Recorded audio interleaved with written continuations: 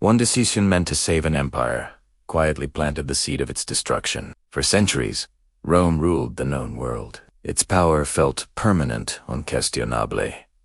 But Rome's fall didn't begin with invasion or collapse. It began with a choice, made at the height of its strength, that slowly pulled the empire apart from the inside. At its peak, the Roman Empire stretched farther than any Western civilization before it. From the rain-soaked fields of Britain to the deserts of North Africa and the cities of the Middle East, Roman roads connected continents. Trade flowed freely across thousands of miles. Its legions were the most disciplined fighting force the world had ever seen. Rome didn't just dominate through violence. It organized, governed, and integrated. Law, currency, language, and culture bound the empire together. To the people living inside it, Rome didn't feel fragile. It felt eternal. Many truly believed Rome would last forever. The system was so vast, so powerful, that its eventual end seemed impossible. For generation after generation, the idea of a world without Rome was simply unthinkable. It was the center of everything, a force of nature that had always been and would always be. But permanence is an illusion, and even the mightiest structures can have hidden fractures. The decision that changed everything was simple and logical. Rome was too big. Administrating such a vast empire had become slow, expensive, and chaotic. Messages took weeks to travel across provinces. Orders from the capital often arrived too late to address a crisis. Local problems could spiral out of control before the central government could even respond. A rebellion in a distant corner of the empire might rage for months before a legion could be dispatched. The system was straining under its own weight. So, Roman leaders, most famously Emperor Diocletian, made a calculated choice. Divide the empire. One half would rule the east, the other, the west. On paper, this solved everything. 2 emperors meant smaller territories to manage. 2 capitals, Rome and the new city of Constantinople, meant faster decisions. Communication lines were shorter, and responses to threats could be quicker. At first, it seemed to work. The administration became more efficient, and the empire felt more manageable. But what looked like efficiency was actually fragmentation. Authority, once centered in Rome, was now split. Coordination between the 2 halves weakened. Over time, loyalty slowly shifted not to the grand idea of Rome as a whole, but to the individual power centers of the West and the East.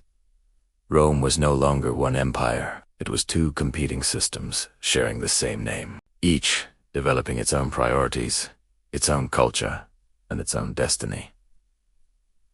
The crack had been introduced. The consequences didn't arrive overnight. They seeped in quietly, over decades. The Eastern Empire, which contained the wealthier, more urbanized provinces, stabilized and even flourished. It had access to lucrative trade routes and a more defensible capital.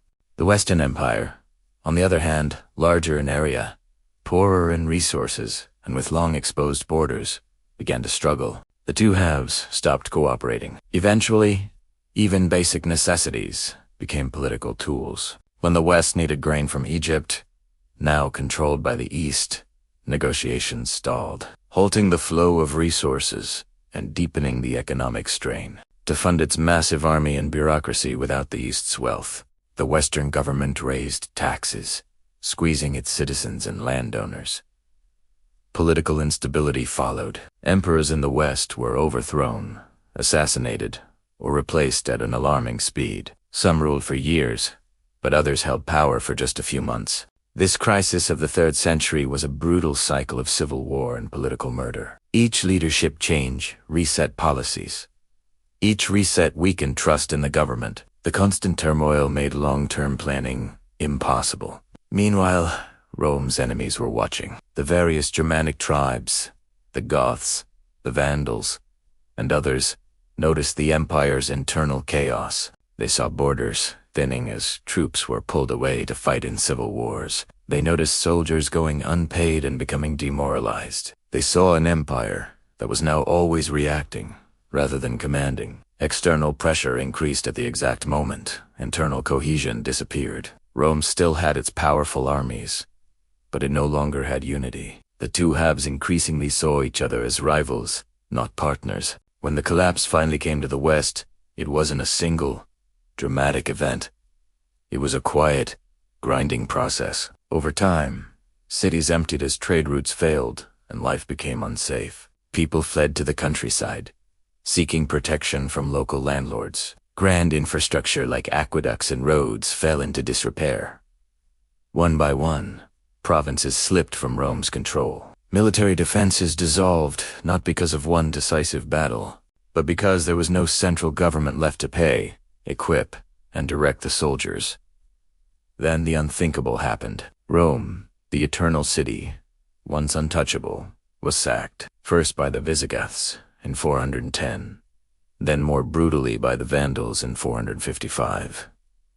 These events were shocking, but they were symptoms of the decay, not the cause. The city was attacked not because it was weak in a single battle, but because the system that supported it could no longer function. What has shocked historians most wasn't that Rome fell.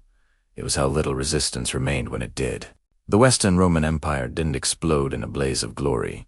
It quietly faded away. And by the time most people realized what was happening, there was nothing left to save. It had dissolved into a collection of warring kingdoms, its legacy living on, but its power gone forever. Rome's greatest mistake wasn't division alone. It was believing that division had no cost. The leaders who split the empire thought they could have the benefits of a smaller government without consequences. They were wrong.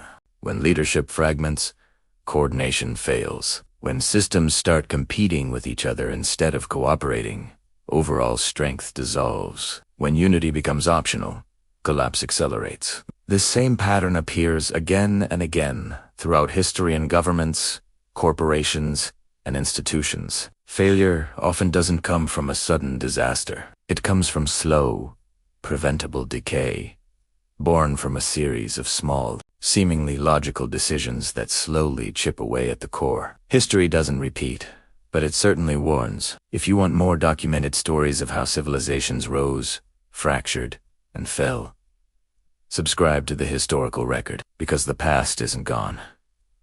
It's still speaking. Thanks for watching.